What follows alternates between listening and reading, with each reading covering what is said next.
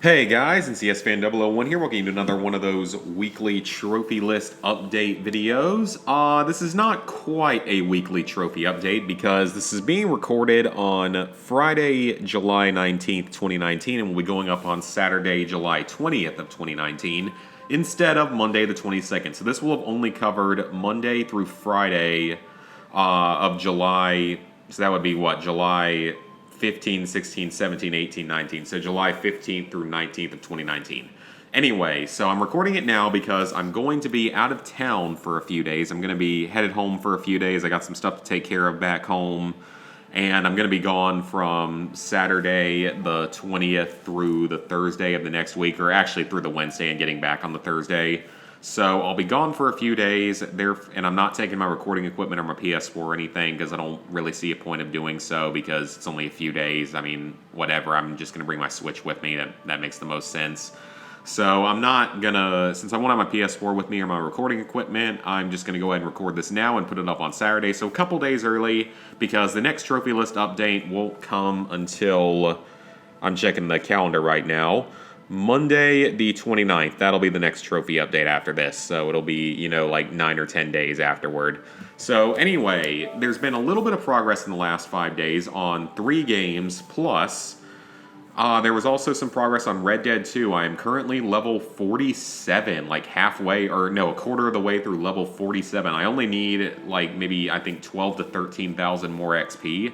So I am making great progress on that. And I only need to get 13 more Platinums before I can finally finish Red Dead 2 for number 400. So getting very close to being done with that game, which is awesome. Progress has been great these last few days. I had a couple of consecutive days where I was able to do all 7 daily challenges, which also gives you a nice big gold reward if you do so. Then I also logged on to Destiny 2 on Friday, and that went fine. I mean, I did the weekly flashpoint, did a heroic daily activity, and along with that, my internet was also really stupid during that time period and decided to crap out on me somewhere in the middle of it. And then I also got 2 new exotics from DLC's Warmind and Curse of Osiris.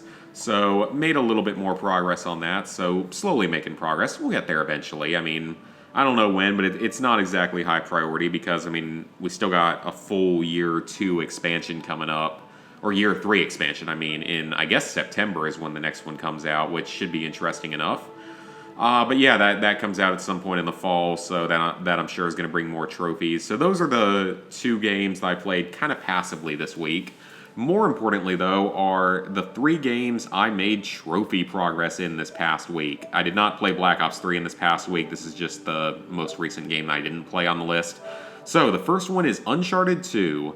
We are so close to the end. The trophy I got is right here, 2,500 kills in deathmatch or elimination games. Let me tell you guys, this trophy sucks. 2,500 kills is a lot, even when boosting. Now, we found an efficient boosting method to do it. Basically, you put the 2 different teams up, and each team, like, whichever team is supposed to win gets all 50 kills for deathmatch for their team, and the opposing team designates a player for that match to get 49 kills, or usually more like 48, because we try to get quad kills to kill everyone together and keep them together, which makes it a little bit faster. So that's sort of the method we were using, and it worked pretty well. Now, I got the trophy before pretty much anyone else in the boosting group, just because there were a couple days where one of our guys was AFKing for us that was on my team instead of getting his kills, so I just got his kills instead. So that someone would be able to make some progress and speed things up a little bit. And that's how I got mine done. So I have my 2,500 kills done. Very glad to have that done. It's the only silver trophy in this DLC. So all I have left for 100% is win 50 deathmatch games. And I'm down into the single digits, I believe. I'm around like 9 or 10 wins left. So maybe not single digits, but 9 or 10 wins left. At the time this is being recorded, we are going to have a session tonight, Friday night, and we are going to be finishing it, most likely, even if we all have to pull an all-nighter because it's a Friday night and we all want to get it done before I have to go for 4 or 5 days just to keep it a little more consistent. I mean, I guess if the servers just decide they don't care for it, then we might not be able to, but fingers crossed we're going to be able to finally get it done. At the very least, I should be able to get done with my death matches, and at least one other person should be done with their trophies.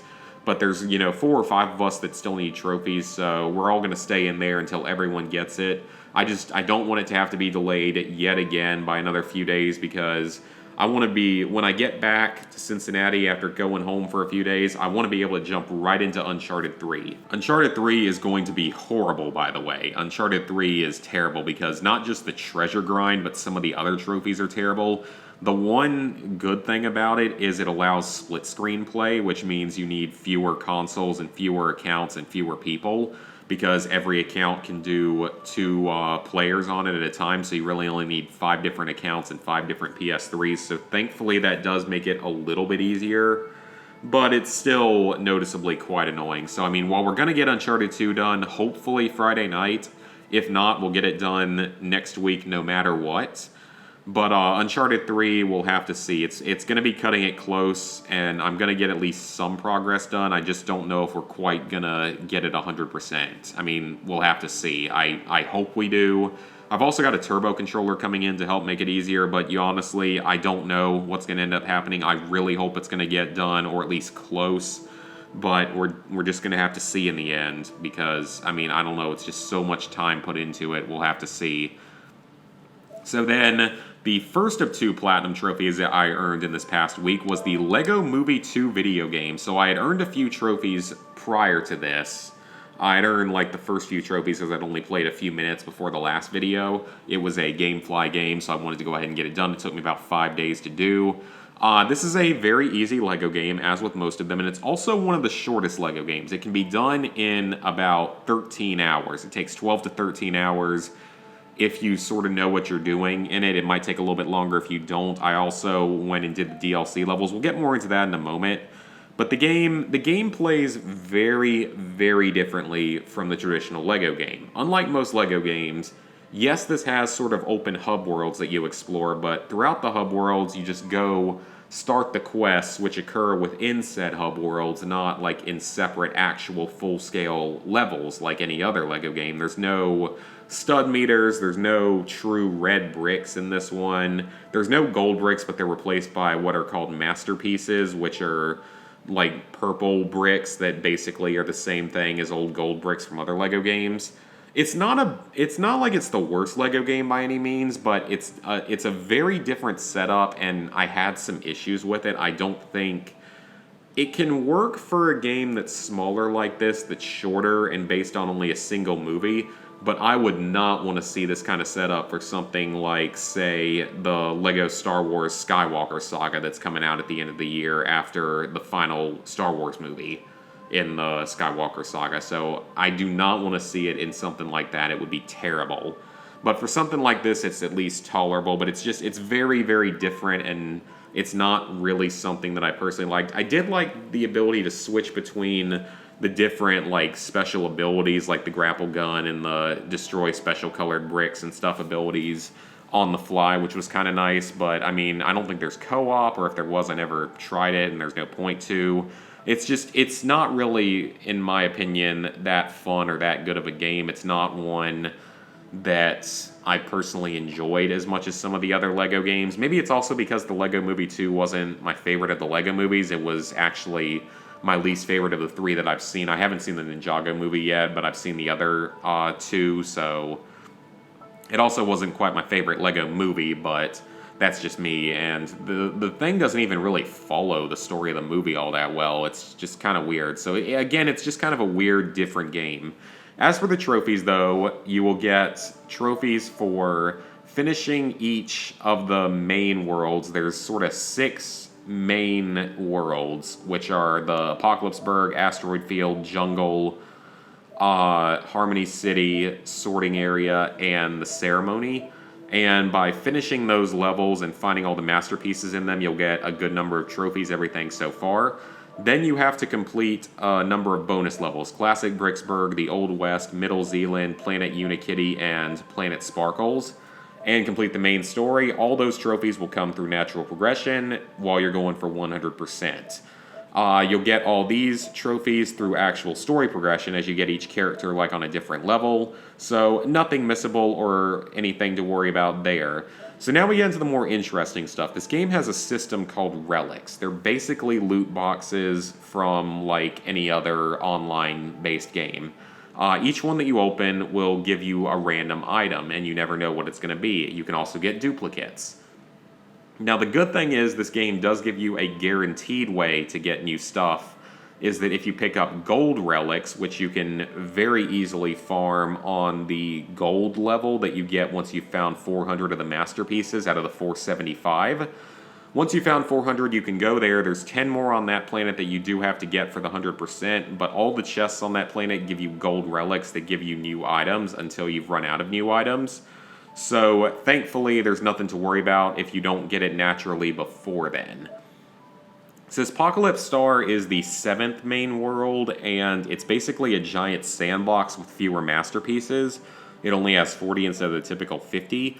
And it's basically built around actually building structures throughout the world and completing a bunch of side quests, because all the side quests in the game are basically just fetch quests, defensive missions, like escort missions as well, or just giving them something that you've found previously. It's basically just a bunch of fetch quests and escort missions. It's not really interesting.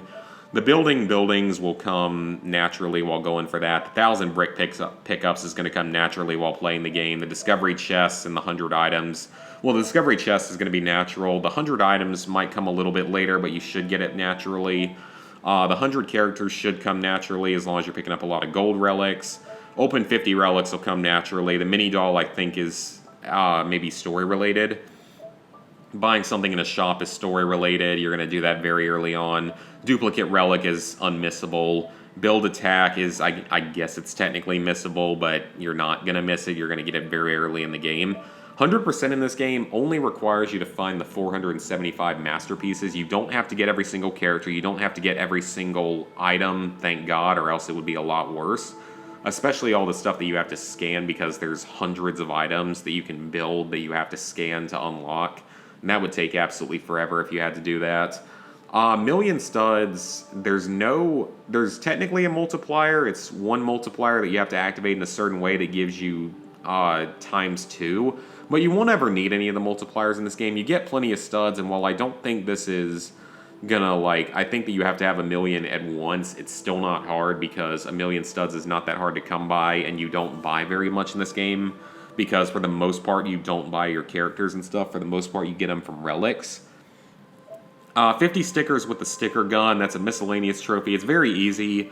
If you don't get it by the end of the game, then you can just very easily just start shooting stickers at a wall somewhere and easily get it. But you can get this very early in the game.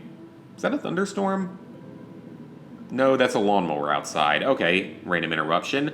Anyway, and then the final trophy, place an object somewhere that it can't go while on the hub Apocalypse Star, where you get to build a lot of stuff. Very easy. So overall, it's a very easy LEGO game, as to be expected. It takes less than 15 hours. It takes about 12 to 13 hours, really, if you know what you're doing. I would highly recommend at every hub world to buy one of each item available in the store that costs like 10 to 15,000 studs. It won't say sold out most of the time in the store, but if you buy them, then it'll save you time later when you have to give the items to people, mainly on Apocalypse Star. So that is my suggestion for that. Otherwise, it's a fairly easy LEGO game. As with any LEGO game, it's not going to give you any trouble. It's pretty quick.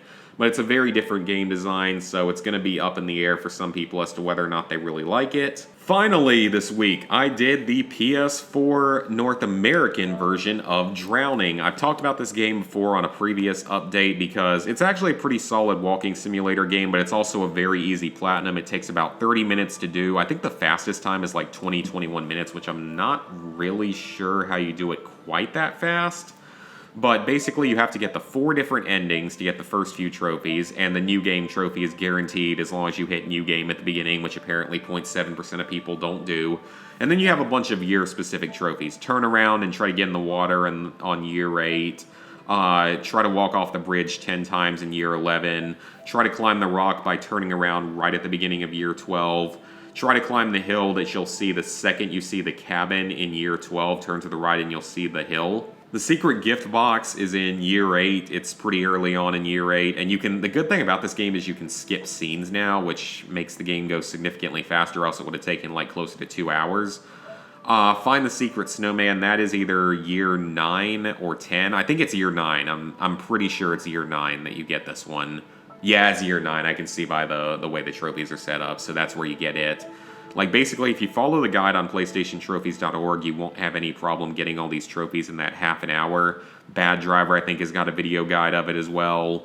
Then the secret candle is pretty much unmissable while going for secret ending 1 in year 10. The candy, I think, is in year 12, but I can't remember exactly when it is. It's sometime later in the game, though. I think it's year 12.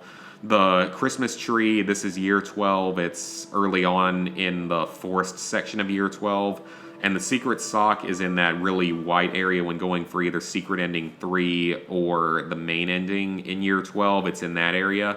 So as long as you follow the guide, you should have no problem getting all the trophies quickly. I purchased the game because I thought it was going to be cross-buy and I was going to be able to get another easy platinum on the Vita while I'm on the plane on Saturday or while I'm just at home. But it does not seem to be cross-buy, unfortunately. So I only get 1 platinum for the $3 price. But at least it's a pretty decent game overall. So, with that, level 67, 38%, 16,690 total trophies, 386 platinums, 2,190 golds, 4,240 silvers, 9,874 bronzes. So, plans for the upcoming week. Since I'm going to be gone for a while and not have my PS4, I am taking my Vita, though, and I have a couple games I want to do. I want to either work on... The main game I want to work on is Zero Time Dilemma. It's a visual novel type game that takes about like 4 to 6 hours to do. It's very, very easy, and it'll give me a game that starts with Z, meaning I will have the entire alphabet platinums by the time I finish it, which is awesome. But it's very easy, and that's one I really want to do. Another one I want to work on is the Vita version of Sly 3, which is the hardest of the 4 Sly games, of the main series Sly games. So I'd like to get started on it at some point. I don't know if I'm going to get started on it at this point, but at some point I definitely want to. And another one is Papers, Please on the Vita, which I know is fairly easy, but I might need to be looking at a guide to know how to get all the medals, because I remember how to get most of the endings, but I don't really remember the medals as well. I don't even think you have to get all the endings to get that 100%, but it also doesn't have a platinum, it's just 100%, so that's another thing to keep in mind when it went free on PS Plus. I really liked that game on the computer, so I'm actually kind of looking forward to playing it. So those are options for the Vita. When I get back next week, the goal will be to get close to finishing Red Dead 2, but I still got to get some more platinums before that so I can make it 400. Along with that, I also am going to continue working on Destiny 2 every weekend just for a day to play it a little bit and see if I can get more exotics and stuff. Then there is Uncharted 2 is going to be done by the time of the next trophy update. I'm pretty sure of it by this point. At least I hope it will be. If not, we're going to be in a lot of trouble. And we're also going to hopefully get started on Uncharted 3 next week. It's going to be, I think, me and Snickle mostly with multiple PS3s and maybe one other person to alleviate it a little bit. But that's kind of the goal, is to start working on Uncharted 3 and get as much of it done as we can. So, I mean, in the end, if I don't get it done, it's not the biggest thing in the world because I already don't have the ability to get a 100% account. I have Homefront and Hasbro Family Game Night on my account. That's actually another game I'm going to go back to in the near future, is Hasbro Family Game Night. I can't 100% it and get the platinum, but I can get about 5 more trophies that are related to the single-player stuff, or single-player and multiplayer stuff that's not online. So I can still get a few more trophies in it, and I would like to do that just to have my completion go up just a little bit and make the game look a little bit better. Because, I mean, a few of those trophies can be a little bit tougher, but nothing too difficult, really. And I think one of them might actually be glitched on me, though, the 50 Boggle games. So we'll see about that. I'll eventually get back to it. But also next week, I'm sure I'll go for another easy platinum because, again, we want to be getting those numbers up to where we have $399, and then Red Dead 2 will be $400. Maybe God of War will be in there somewhere. Hopefully it'll be around there. I mean, I haven't played it all this week. I just really haven't had time. I've been really busy with, like, job interviews and such. And then also we'll get back to streaming other games. The next thing I want to stream is a Fallout New Vegas challenge run. I'm actually excited to do that because New Vegas is a lot of fun, and a challenge run of it sounds like a good idea. So I think that's going to be it for this video. I knew this was going to be a little bit shorter of one because there wasn't as much stuff to talk about this time, but I hope you guys enjoyed the shorter trophy update, and I'll see you for another trophy update a week from Monday. And until then, there will be other videos, though. I've got one more vlog from my Aruba vacation. I've got a couple Platinum Trophy videos I can upload. I've got other miscellaneous videos I can upload. I got stuff I need to edit and upload. That's all sorts of things all over the place. I have, of course, more Drunk Mario Party from the old days that I still want to edit and upload someday. I really need to stop being so lazy about that and just go ahead and actually edit those and upload those, because those will be fun, I think, for people to watch again.